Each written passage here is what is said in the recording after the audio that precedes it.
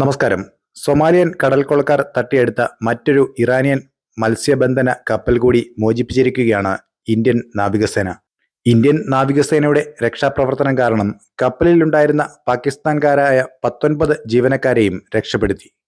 Indian യുദ്ധക്കപ്പലായ INS സുമിത്രയാണ് രക്ഷാപ്രവർത്തനത്തിന് നേതൃത്വം നൽകിയത്. കടൽക്കൊള്ളക്കാരെ നാവികസേന കസ്റ്റഡിയിലെടുക്കുകയും ചെയ്തു. ഇറാനിയൻ പതാകയുള്ള മത്സ്യബന്ധന കപ്പലായ FV അൽ നഈമിയാണ് സൊമാലിയൻ കടൽക്കൊള്ളക്കാർ തട്ടിയെടുത്തത്. സായുധരായ 11 കടൽക്കൊള്ളക്കാരാണ് യാത്രാമധ്യേ കപ്പൽ തട്ടിയെടുത്തത്. കപ്പലിലുണ്ടായിരുന്ന പാകിസ്ഥാൻകാരായ 19 ജീവനക്കാരെയും ബന്ദികളാക്കുകയും ചെയ്തു. തട്ടിയെടുത്ത കപ്പൽ തടഞ്ഞ ഇന്ത്യൻ നാവികസേന കടൽക്കൊള്ളക്കാരെ തുരത്തി ബന്ദികളെ മോചിപ്പിച്ചു. തുടർന്ന് ബന്ദികൾ ആരോഗ്യവാന്മാരാണെന്ന് ഉറപ്പുവരുത്തി.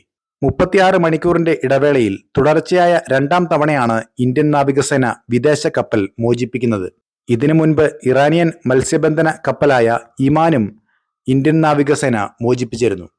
ഈ കപ്പലിൽ 17 ജീവനക്കാരാണ് ഉണ്ടായിരുന്നത്. കൊച്ചി തീരത്തുനിന്ന് ഏകദേശം 1200 കിലോമീറ്റർ അകലെ വെച്ചാണ് കപ്പൽ തട്ടിയെടുത്തത്. കടൽക്കൊള്ളക്കാർ കപ്പലിനുള്ളിൽ കടന്ന് ജീവനക്കാരെ ബന്ദികളാക്കുകയായിരുന്നു. അപായ സന്ദേശം ലഭിച്ചതിന് പിന്നാലെ INS സുമിത്ര എന്ന യുദ്ധക്കപ്പലെത്തി ജീവനക്കാരെ മോചിപ്പിച്ചു. ഇതിനിടെ കടൽക്കൊള്ളക്കാർ തട്ടിയെടുത്ത 6 ശ്രീലങ്കൻ മത്സ്യത്തൊഴിലാളികളെയും ഇന്ത്യയുടെ പിന്തുണയോടെ മോചിപ്പിച്ചു. ചെങ്കടൽ വഴിയുള്ള ചരക്ക് ഗതാഗതത്തിന് സഹായം നൽകാനുള്ള US തീരുമാനത്തിന് ശ്രീലങ്ക പിന്തുണ പ്രഖ്യാപിച്ചിരുന്നു.